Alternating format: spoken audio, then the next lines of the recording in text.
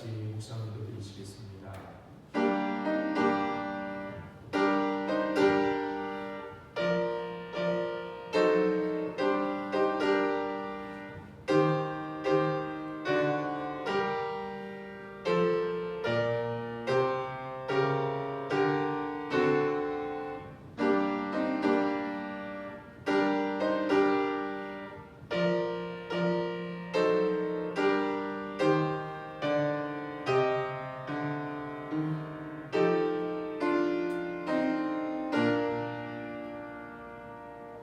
진실로 생명의 원천이 주께 있사오니 주의 빛 안에서 우리가 빛을 보리이다. 주를 아는 자들에게 주의 인자하심을 계속 베푸시며 마음이 정직한 자에게 주의 공의를 베푸소서. 아멘. 우리의 생명의 원천 되신 하나님, 그 은혜와 사랑을 감사하여 오늘도 주님 앞에 나와 찬송과 예배를 드립니다. 부족한 우리들이지만 우리와 함께 하셔서 우리가 드리는 예배가 하나님이 기뻐 받으시는 예배가 되도록 인도하여 주옵소서. 감사하오며 예수님 이름으로 기도드립니다. 아멘. 자리에 일어나서 찬송가 9장 찬송 부르시겠습니다.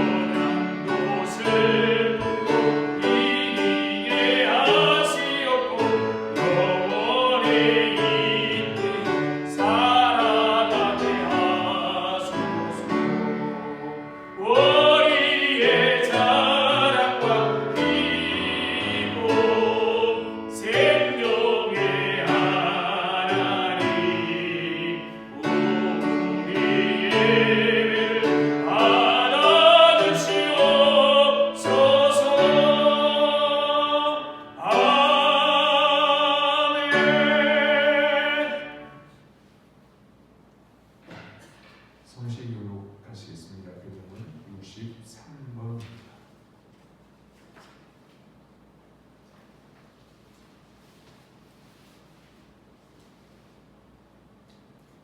교동문 63번 시편은 145편입니다.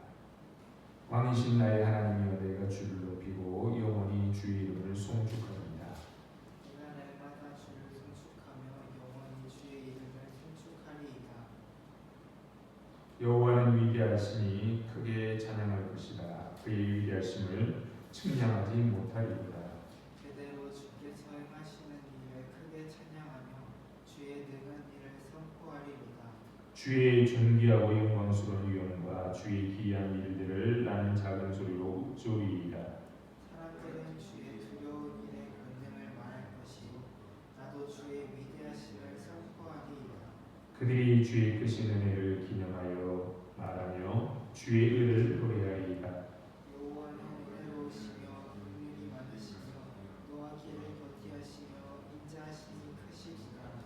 여호와께서는 모든 것을 선비하시며 그 지으신 모든 것에 긍휼을 베푸시는도다.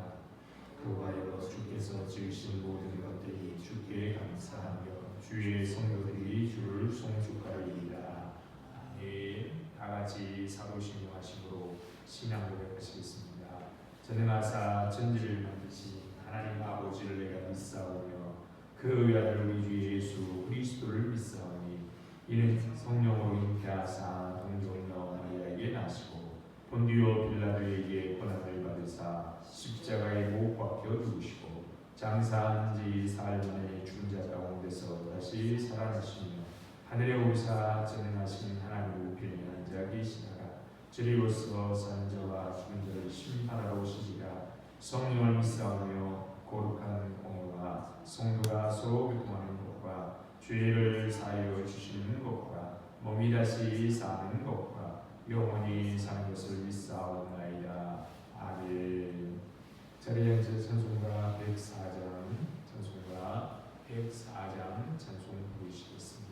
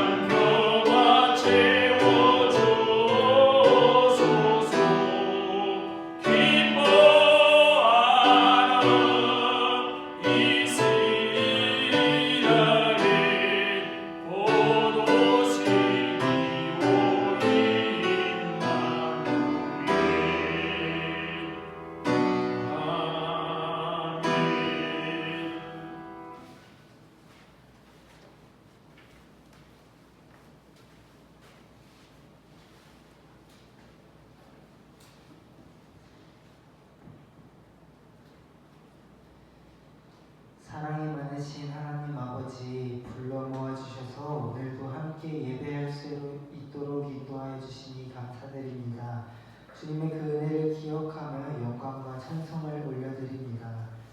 지난 한 주도 모든 순간, 모든 시간이 주님의 은혜였음을 고백합니다.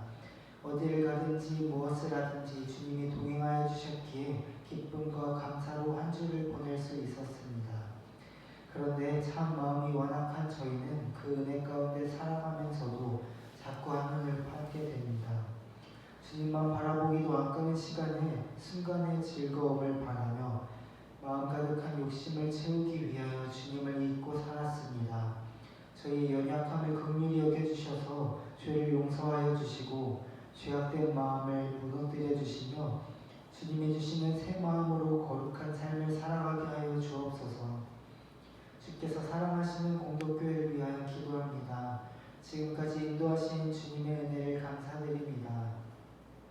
주님의 은혜를 받을 교회가 더 열심으로 주님이 맡겨주신 복음 전파의 사명을 감당하게 하여 주옵소서. 이를 위해 성도들의 영적 성장을 위하여 기도합니다.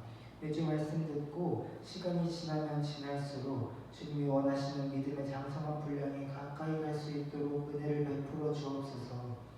지도자로 세우신 목사님을 기억하여 주시길 소망합니다. 맡기신 사명을 위해 헌신하는 목사님의 가정을 돌봐주시고 영과 육의 건강을 늘 지켜주시며 무엇보다 말씀으로 양들을 잘 가르치는 은혜를 더하여 주옵소서. 교회에 필요한 것이 참 많습니다. 모든 상황과 형편을 아시는 주님, 주님의 은혜를 간구하오니 교회에 필요한 모든 것들을 주님의 선하신 때에 주님의 선하신 뜻을 따라 공급하여 주옵소서. 오늘도 여러 가지 기도 제목으로 주님께 부르짖는 성도님들이 있습니다. 모든 기도와 간구를 외면치 마시고 간절한 기도를 속히 응답하여 주옵소서. 하나님, 지금 이 나라가 몹시 혼란스럽고 어려운 가운데 있습니다. 이 나라에 주님의 공의가 가득 차게 하시고 국민 모두가 안정을 누리게 하여 주옵소서.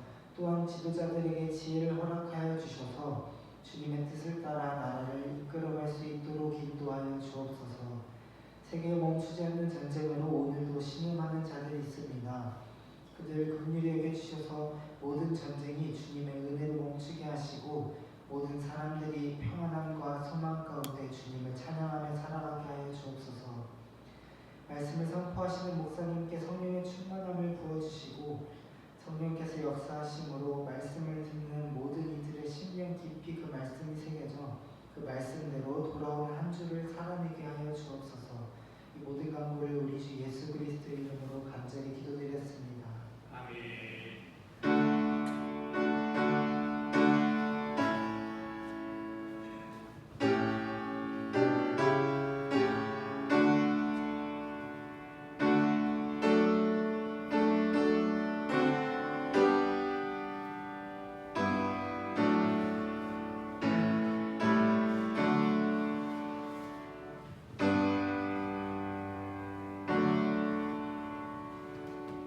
하나님 말씀 주겠습니다. 하나님 말씀은 예레미야 33장입니다. 예레미야 33장 1절로 11절에 있는 말씀입니다.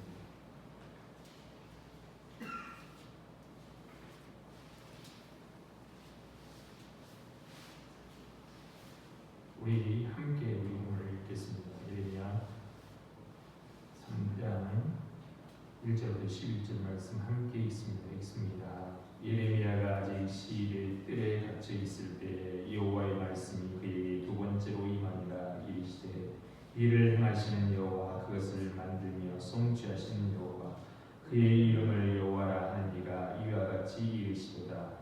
너는 내게 부르짖으라. 내가 내게 응답하겠고 내가 알지 못하는 크고 은밀한 일을 내게 보이리라. 이스라엘의 하나님 여호와께서 말씀하시니라.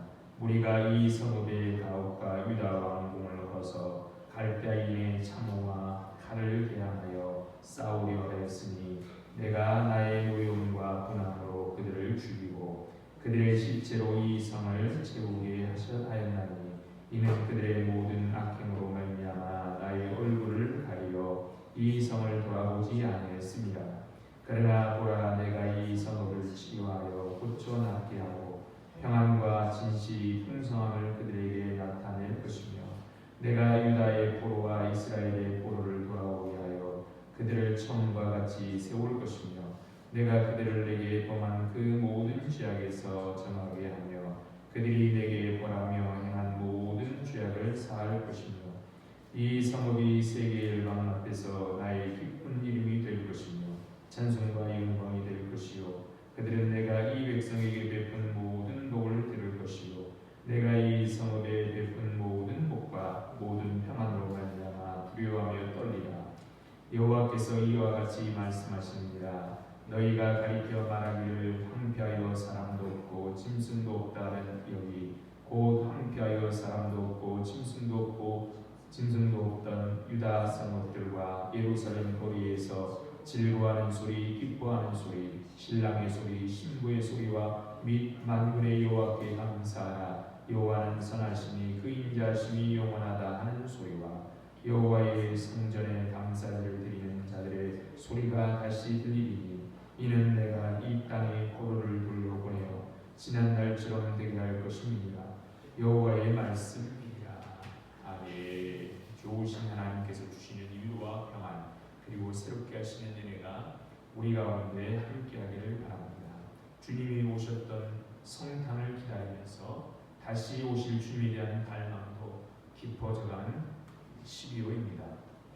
냉소와 우쭐거림이 넘치는 세상을 사느라 우리는 지쳤습니다. 얼굴빛 환하고 마음 따뜻한 사람이 그리운 나날입니다. 하나님은 질서를 창조하시지만 사람은 혼돈을 지어냅니다. 창조의 역행이지요. 시대의 어둠에 굴복하지 않으려면 냉철하게 시대를 바라보며 믿음을 견지하는 연습이 필요합니다. 공포와 날마다 혼돈을 빚어내는 이들이 있습니다. 공포와 두려움을 빚어내 자기 이익을 확보하는 이들입니다. 이럴 때일수록 믿는 이들은 하나님의 마음과 친밀한 교제를 유지하면서 희망을 파종해야만 합니다. 로마의 폭종이 사람들의 소박한 꿈을 유린하고 있던 시대에 예수님은 하나님 나라를 선포하며 사람들 앞에 그 모습을 드러내셨습니다. 예수님은 힘에 의해 지배가 정당화되고 있던 시대를 향해 아니오라고 외쳤던 분이십니다. 주님은 당신의 삶과 죽음을 통해 세상의 어떤 힘으로도 앗아갈 수 없는 영혼의 웅장함을 드러냈습니다. 우리는 지금 그런 예수님의 마음이 우리 마음에 가득 차기를 기다립니다. 조금 전에 불렀던 찬송은 이렇지요.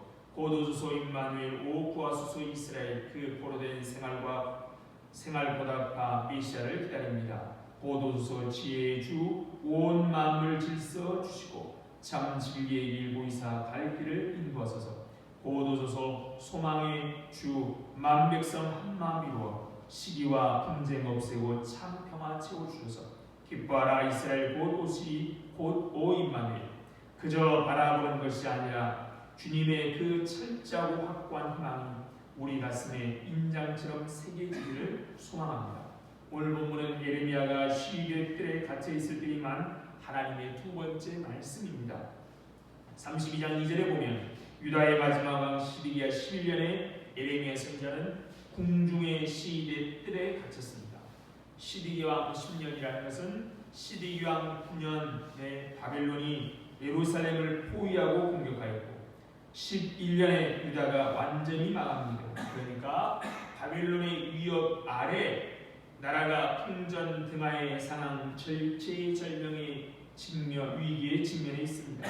그때 예레미야는 왕과 대신을 그리고 백성들에게 희망의 메시지가 아니라 그들이 한삼코 외면하려던 메시지를 전합니다.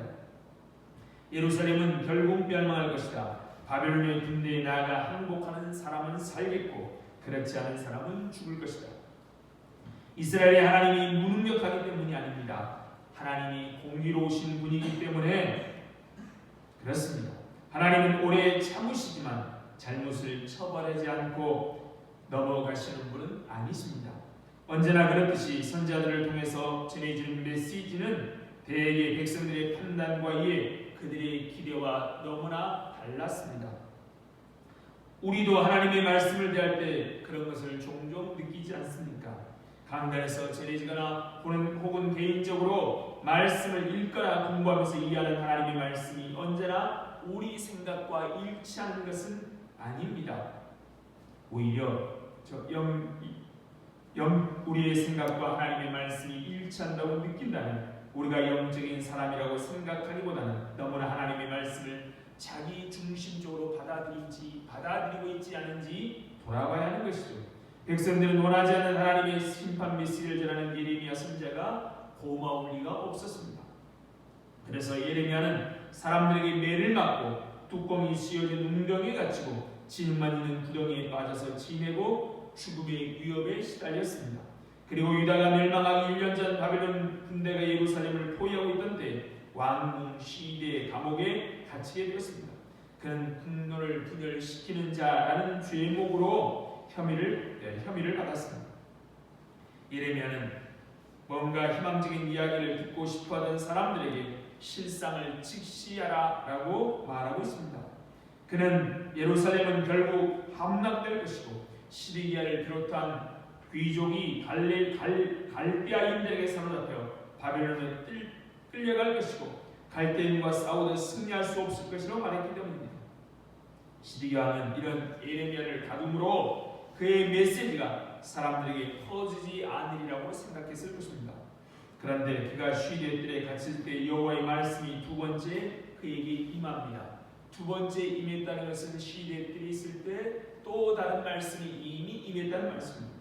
그 말씀은 예레미야 32장 6절 이하에 나오는데요. 이 예레미야의 사촌 하나멜에 밭을 사라는 것이 하나님의 첫 번째 말씀이었습니다.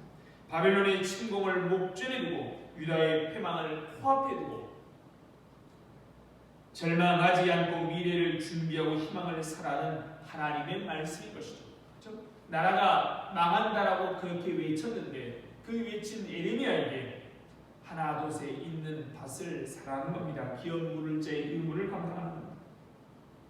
그 시점으로 봐서는 밭이 필요 없으나 비싼 값으로 그래서 그는 삽니다. 이것이 여호와의 첫 번째 말씀이었습니다. 그리고 오늘 본문에서 다시 여호와의 말씀이 임합니다. 그리고 그것을 백성들에게 전합니다. 예레미야에게 말씀하신 하나님이 어떤 분이라고 먼저 말합니까? 2절입니다. 이를 행하시는 여호와 그것을 만들어 성취하시는 여호와 그의 이름을 여호와라는 이가 이같이 말씀하십니다. 예레미야에게 말씀하시는 분이 누구냐? 예레미야를 통하여 백성들에게 말씀하신 분이 누구냐? 바로 이를 행하시는 분, 그것을 만들어 성취하는 분, 그의 이름이 여호와인 분인 것입니다. 여기서 이 일을 행하시는 분으로 번역된 히브리어는 그것을 만드시는 이라는 뜻을 가지고 있는가? 많은 학자들과 다수의 영어 성경들은 히브리 성경의 헬라 역본인 70인역을 따라 땅을 만드시는 분이라고 번역합니다. 이 단어가 창조주 하나님의 권능을 강조하는 것이죠. 그래서 세번역 성경은 땅을 지으신 주님으로 번역합니다. 하나님은 어떤 분이냐? 땅을 지으시는 분, 그것을 빚어 제 자리에 세우시는 분입니다. 성취한다는 것은 원래 자리에 세우시는 것이죠. 그런데 당시의 상황은 어떠합니까? 예루살렘 성은 바벨론이 포로되어 공격을 받고 있습니다. 해가 바뀌어도 공격은 끝나지 않습니다. 포위가 풀리지 않습니다. 이제 예루살렘 성이 파괴되고 수많은 사람이 바벨론에 끌려갈 것을 불에 보듯 합니다. 그때 사람들은 땅에 가득한 절망과 어둠에 사로잡히지만 예레미야의 시선은 온전히 하나님께 향합니다. 땅을 지으시고 제자리로 돌리시는 하나님께 향하고 있습니다. 고단한 현실을 예면하기 위함이 아닙니다. 왜 새의 침략이 너무 무서워 그걸 잊기 위하여 멀리 보는 것이 아닙니다. 현실을 냉철하게 꿰뚫어 보기 위함입니다. 땅의 현실에만 몰두할 때 희망이 보이지 않습니다. 어떤 일이 벌어지면 그 일에 우리가 몰두하게 될 때 오히려 중요한 것을 놓치기 쉽습니다. 예레미야는 전쟁에 의한 파괴와 약탈을 피하기 어렵다는 사실을 정직하게 인정합니다. 하지만 그는 시련의 풍랑 너머에서 들려오는 희망의 소리를 듣고 있습니다. 6절입니다. 그러나 내가 이 성읍을 곧 치료하며 고쳐 낫게 하고 평안과 진실이 풍성함을 그들에게 나타낼 것이다. 비록 지금은 암담한 처지에 빠져 있다고 해도 절망의 심연으로 자꾸 빠져들어가는 것처럼 느껴져도 이런 희망이 가슴에서 식지 않는 한 힘겨운 시간을 얼마든지 견뎌낼 수 있습니다. 믿음의 사람은 그 희망을 가슴에 품고 사는 사람입니다. 세상을 만드시고 혼돈을 질서로 바꾸시는 하나님 향해 아멘 하는 것, 허무와 쓸쓸함이 우리 가슴에 안개처럼 밀려와도 사람다운 삶을 포기하지 않는 것이야말로 우리에게 주어진 과제입니다. 예수 믿는 사람, 하나님의 백성에게 주어진 과제인 것이죠. 예레미야를 통해 주시는 희망의 말씀인 6절의 주어가 무엇인지를 한번 보십시오. 시간이나 상황이 아닙니다. 시간이 지나면 상황이 바뀌면이라고 말하지 않습니다. 하나님 자신이 하시겠다는 겁니다.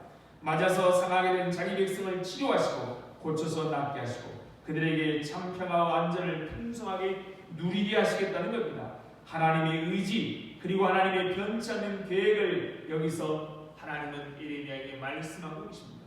이제 두려워할 일이 없게 될 것입니다. 언제나 돌아가는 상황이 남은 자들에게 소망이 되고 힘이 되는 것이 아닙니다. 시간이 지나면 국제 정세가 바뀌면이 아닙니다. 믿음은 오히려 모든 상황을 거슬러가는 것을 의미합니다. 모든 가능성과 희망이 다 사라져버렸을 때 하나님께서 제 자리에 세우시라는 사실을 붙잡는 것, 이것이 믿음입니다. 그렇죠? 하나님이 천지 만물을 창조하신 하나님이 본래의 자리로 돌이키신 것을 본래의 자리에 다시 돌이킬 것을 아는 것이 믿음입니다. 오늘날 모든 상황이 하나님의 말씀과 다른 것처럼 보일지라도 끝까지 그 말씀을 신뢰하면서 소망을 품을 수 있는가 하고 주님께서는 우리에게 오늘도 묻고 도전하고 계십니다. 하나님은 상처 입은 모성을 치료하며 고쳐 낫게 하시겠다고 말씀합니다. 하나님은 고치시는 하나님이십니다. 시편 30편의 시인은 이렇게 고백하지요. 여호와 내 하나님이여 내가 주께 부르시네 나를 고치시나이다. 하나님이 치료하여 고쳐 낫게 하는 그 상처는 바벨론과의 전쟁에서 입은 상처이지만 그 뿌리는 훨씬 더 깊습니다. 마치 몸과 마음에 쌓인 습관으로 그것이 굳어져 질병되는 것과 유사합니다. 그렇죠? 병은 단지 째고 꼬매는 것으로 끝나는 것이 아닙니다. 원래 우리 몸에 잘못된 습관이 그대로 있기 때문에 그 병을 고쳐도 또다시 걸리게 되어 있습니다. 우리 몸의 습관을 고쳐가야 하는 것이죠. 그래서 하나님은 이스라엘 백성들의 원래 모습, 하나님이 도성을 치료하시다는 말은 단순히 도성의 외적인 회복을 가리키는 것이 아닙니다. 건물을 새로 짓고 도를 정비하는 것만으로 세상이 새로워지지 않습니다. 문제는 토대입니다. 토대가 흔들리지 않아야만 합니다. 세상은 공의와 정의의 토대 위에 세우신 하나님이 인애와 긍휼로 세상을 다스리시는 하나님의 마음이야말로 새로운 역사의 토대입니다. 사람이 바뀐다고 바뀌지 않습니다. 그렇죠? 공의와 정의의 토대를 세우신 하나님, 인애와 긍휼로 세상을 다스리신 하나님, 그 하나님의 마음이야말로 역사의 토대입니다. 그 마음을 품고 살 때 우리를 사로잡는 두려움이 사라집니다. 제 욕심 채우기 위해 남의 사정 돌보지 않는 무정한 마음이 분쟁을 하고 그 분쟁은 마음의 평안을 앗아가고 불안한 마음은 타자에 대한 의구심으로 더 크게 증폭됩니다. 이웃은 함께 살라고 하나님께서 보내주신 선물이 아니라 나의 행복을 빼앗아 갈지도 모르는 잠재적으로 인식합니다. 이런 마음들이 부딪히는 곳에 평화가 있을 수 없습니다.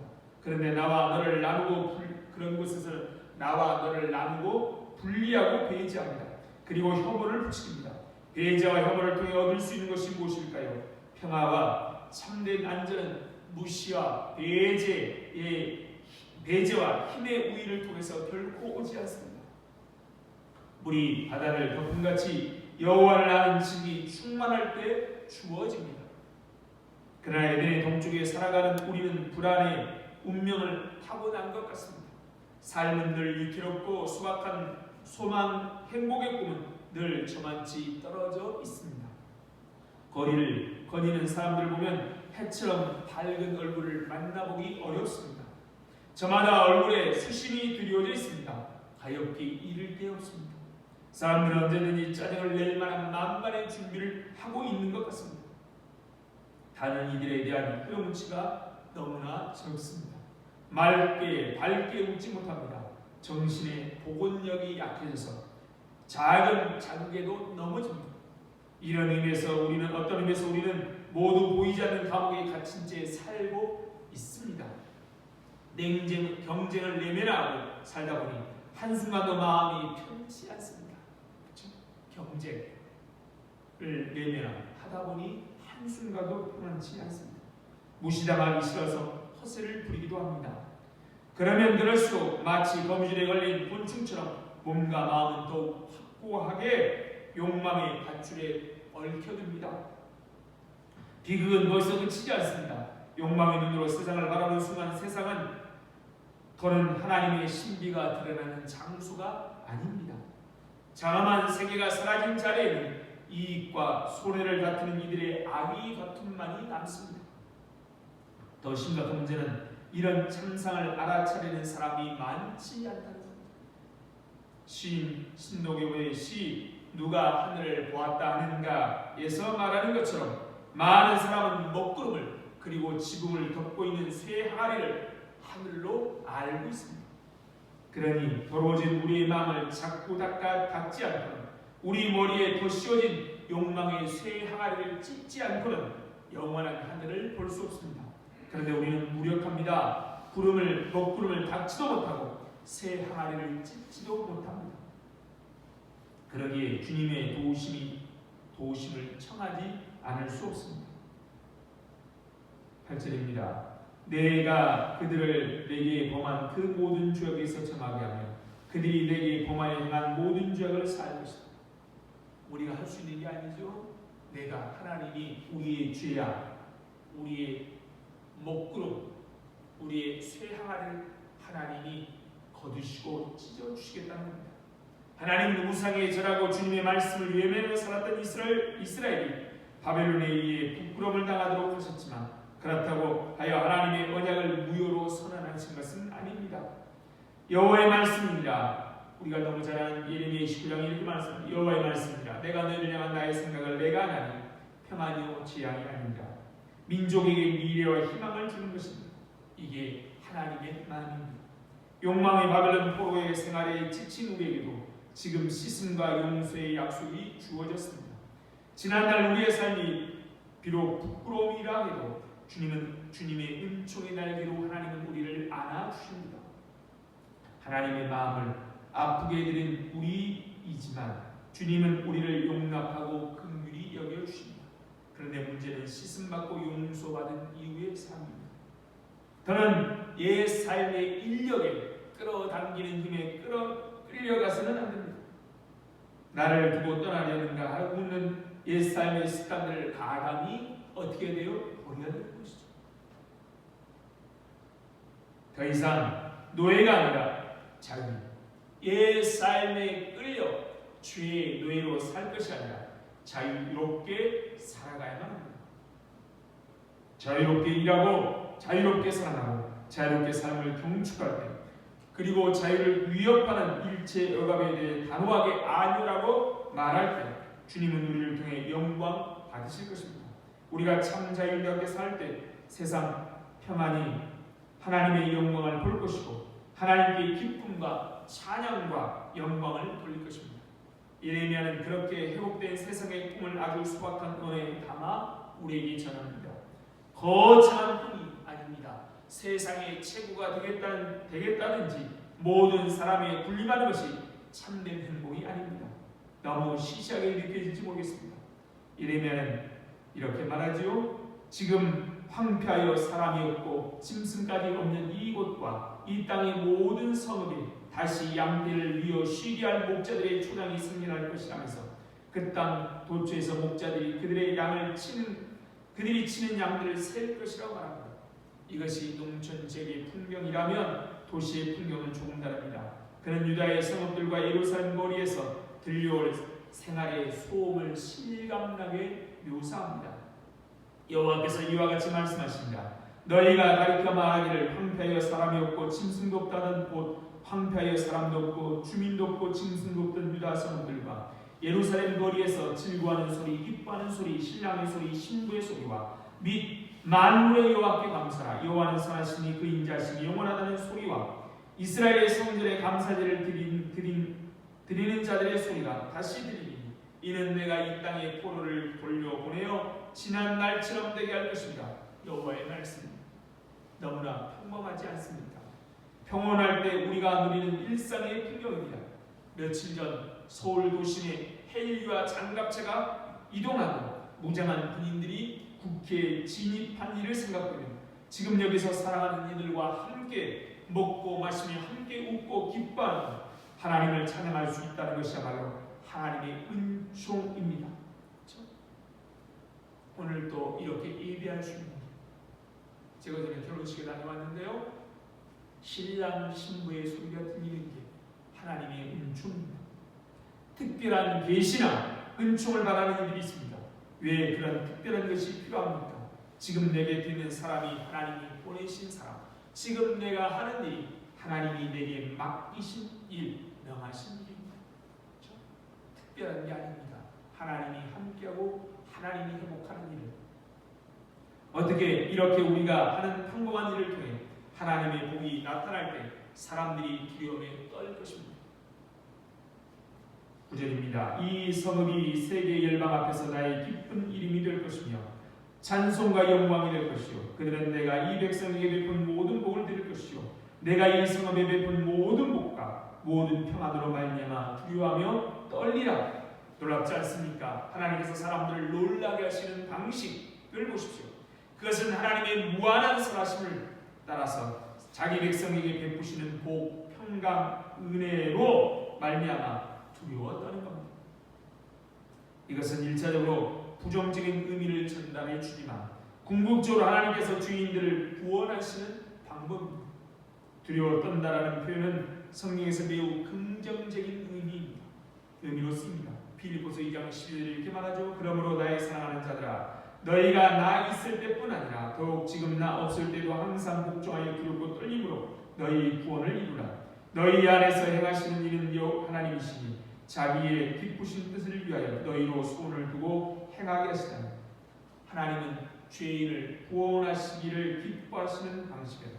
하나님의 선하심과 인자심이 과도하고 넘쳐서 오히려 죄인들을 감동하게 압도하게 함으로 하는 것입니다. 총칼이 아닙니다. 하나님께서 일하시는 방식은 우리를 두려움에 몰아넣어서 질리게 하는 방식이 아닙니다. 하나님의 선하심과 인자심의 은총이 과도할 만큼 넘쳐서 오히려 우리를 압도하는 방식입니다. 하나님 우리를 불복하고 자복해 할 때가 어떻게 합니까? 우리가 들어갈 지옥이 무서워서 떨므로 하는 게 아니라 하나님께 나오는 것이 아니라 하나님의 사랑과 자비가 너무나 무한해서 그 사랑에 응답하지 없도록 압도당하여 하나님 앞에 나오게 하시는 겁니다. 시몬 베드로는 밤새도록 고기를 잡은 것으로서 낭망할 때 예수님께서 오셔서 아무 상관없는 일이 깊은 데로 가서 그물을 내리라 라고 말씀합니다.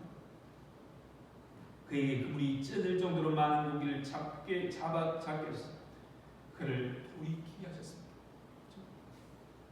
베드로가 주님을 따를 때가 언제입니까? 우리 주님이 너 안 따르면 지옥 갈 거야 라고 아닙니다. 안 따라? 내가 얼마나 무서운 분인지 알아가 아닙니다. 셀 수 없는 물고기를 잡을 때 하나님의 복이 얼마나 큰 것인지 알 때 주님 앞에 굴복하지요. 주여 나를 떠나소서 나는 죄인이로소이다. 하나님께서는 자기 백성을 구원하기 위해서 그의 인생을 추적하실 때 칼과 몽둥이가 아닙니다.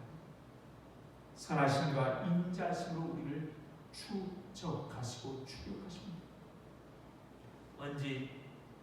언제까지냐면 우리의 무딘 마음이 하나님의 사랑에 감동하고 압도당하여 두려워 떨 때까지입니다.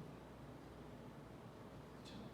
하나님 우리를 사랑하시는데요, 그 사랑에 굴복하기 위해서 몸에 칼자국을 내고 어깨를 부리시는 것이 아니라 얼마나 사랑하는지를 보여줌으로 우리에게 굴복시키는 것입니다.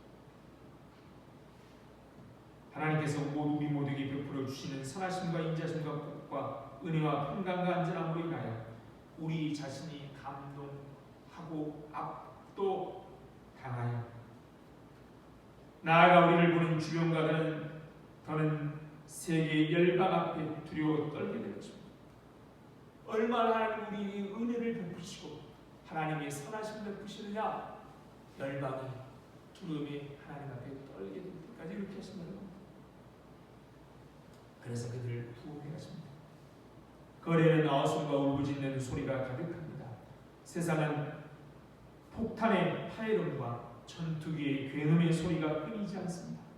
테러로 인해 죽어가는 사람들의 신음소리, 가족을 잃은 이들의 비통한 울음소리가 가득합니다. 이런 황폐한 모습에 대해 들을 때마다 큰 슬픔이 있습니다. 하나님의 복과 은혜로 충만한 기쁨을 누리고 있다는 소식은 거의 듣지 못하는 슬픔이 우리 모두에 있습니다. 하나님께서 황폐한 땅에 우리 모두를 심으셨습니다. 왜 심으세요? 그 땅을 우리를 통해 복을 누리도록 하기 위해서.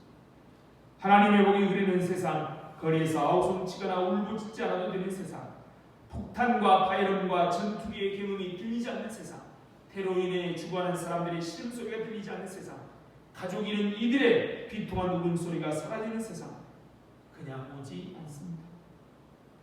그런 세상을 이루기에 피와 땀과 눈물을 흘리는 이들의 헌신을 통해 옵니다.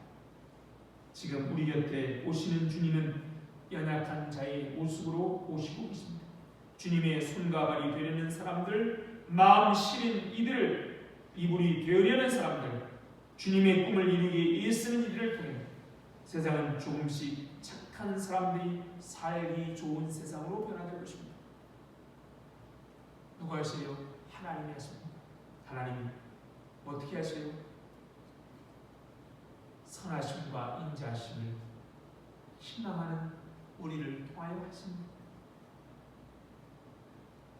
주님의 꿈을 이루기에 애쓰는 이들을 통해 하나님이 하실 것을 바라보고 현실에 집착하지 않고 이 세상 가운데 침투 오신 하나님의 능력을 바라보고 희망하여 아무리 많은 수고라고 할지라도 거절하지 않고 피하지 않고 하나님의 손과 발이 되기를 소망하는 사람들, 그러나 하나님의 마음을 우리 마음에 품고 사는 수고를 통한 평범한 모습이 세상이 두려워 떨며 하나님께 나아오도록 하나님 역사하실 것입니다. 이것을 위하여 우리를 부르셨습니다.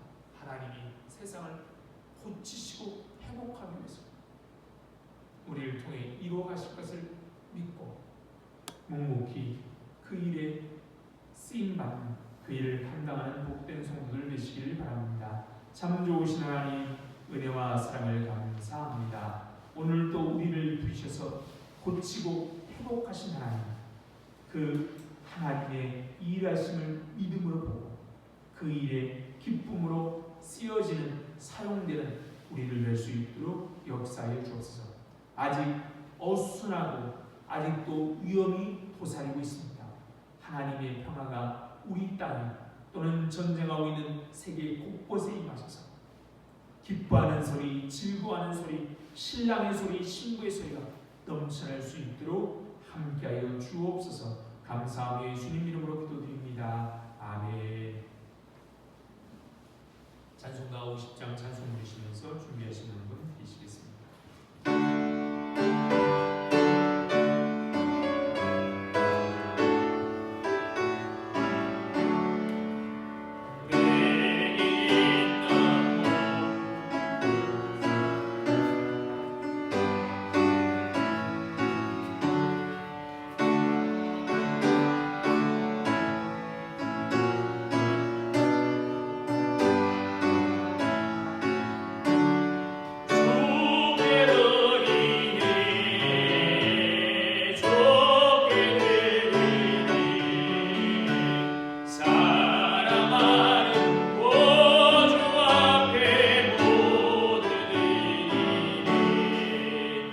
내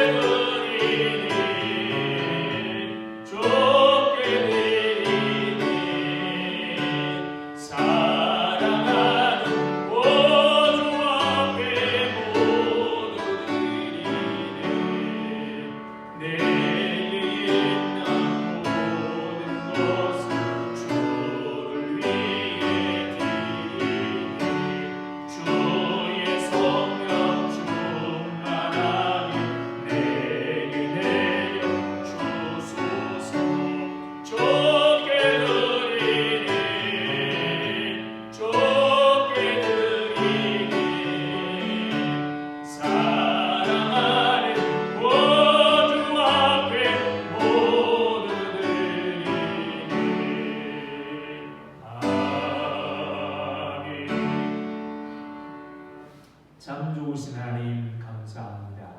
참 많은 일이 벌어지지만 회복하시는 하나님을 믿게 하여 주시고 그 하나님의 일하심을 기대하고 그 일에 동참하도록 부르신 하나님의 은혜를 감사하며 오늘도 주님 앞에 귀한 물질을 드립니다. 이 물질과 함께 우리들을 받아주셔서 하늘의 귀하고 아름다운 일에만 사용하여 주옵소서. 물질이 없어서 건강 때문에 무엇보다도 믿음이 없어서 하나님의 영광을 가리지 않도록 미리미리 넉넉하게 채워주셔서 하나님께 영광을 돌릴 수 있도록 함께해 주옵소서. 아버지, 고통받고 있는 사람들 또 예탁에 주님의 오심을 기다리는 사람들에게 우리에게 부어주시는 하나님의 은혜를 통하여 그들이 하나님 앞에 두려워 떨며 나오며 하나님의 통치를 경험할 수 있도록 우리를 사용하여 주옵소서. 우리 공동교회 성도들 아시지요? 하나님 기도의 제목들이 있습니다. 이해가 가기 전에 하나님 응답하여 주옵소서. 감사하며 예수님 이름으로 기도드립니다. 아멘.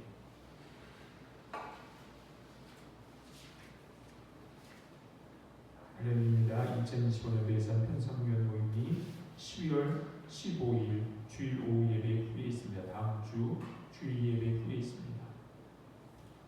일어나서 인사하겠습니다. 반갑습니다. 사랑합니다. 축복합니다. 행복하십시오.